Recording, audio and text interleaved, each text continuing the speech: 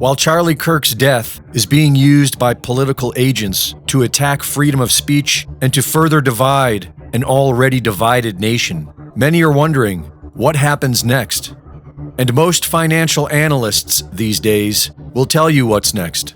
Radical change in the U.S. economy is coming.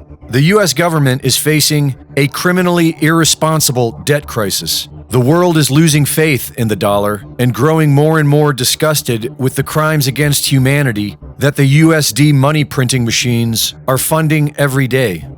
Cutting spending didn't work, and the next attempt to try and save the U.S. debt-based system can be found in the recent Genius Act. In short-term investing, the volatility of Bitcoin can allow a person to profit immensely, but only if they have a stablecoin to convert to when the market corrects itself.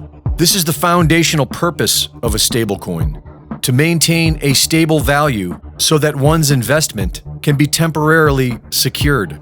The plan outlined in the Genius Act is to create an increased demand for U.S. debt by requiring stablecoin companies to be backed by U.S. debt, thereby using stablecoins as a way to funnel global money into U.S. government debt.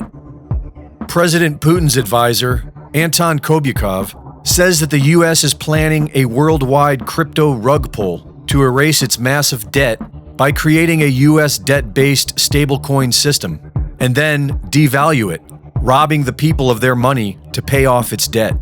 Right now, America is trying to change the rules in the gold and cryptocurrency markets. Remember how much debt they have, $35 trillion. The US, just as it did in the 1930s and 1970s, will solve its financial problems at the expense of the entire world, driving everyone where? Into the cryptocurrency cloud. Over time, when part of the US national debt is placed in stablecoins, the US will devalue that debt. Once again, in simple terms, right now they have a $35 trillion currency debt. They move it into crypto, into the cloud, devalue it, and start from scratch. Of course, this is all just money out of thin air, a desperate monetary sleight of hand that doesn't create new wealth and only shows that the system has failed. To show that Russia and other countries will not go along with this, he also said that the world will split up into zones. The world isn't just moving to a new type of financial system.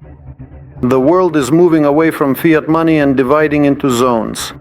This is referring to a multipolar world where different sets of rules are applied to different zones, and signals the strong possibility that BRICS will not be buying U.S. debt in the near future.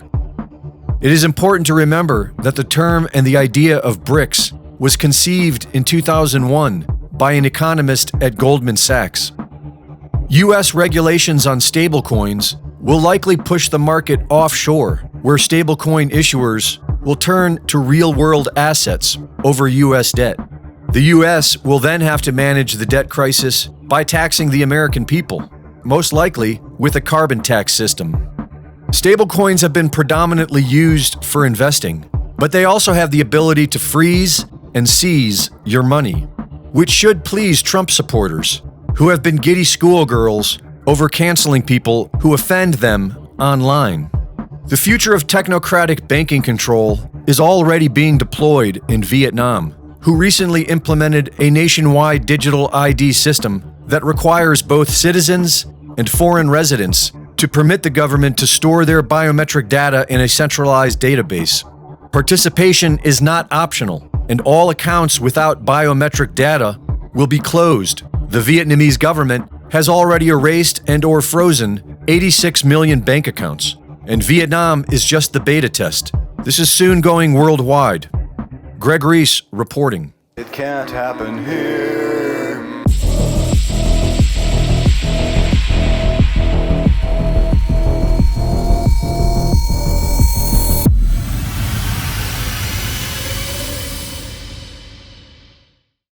The Reese Report is now fully funded by my Substack subscribers.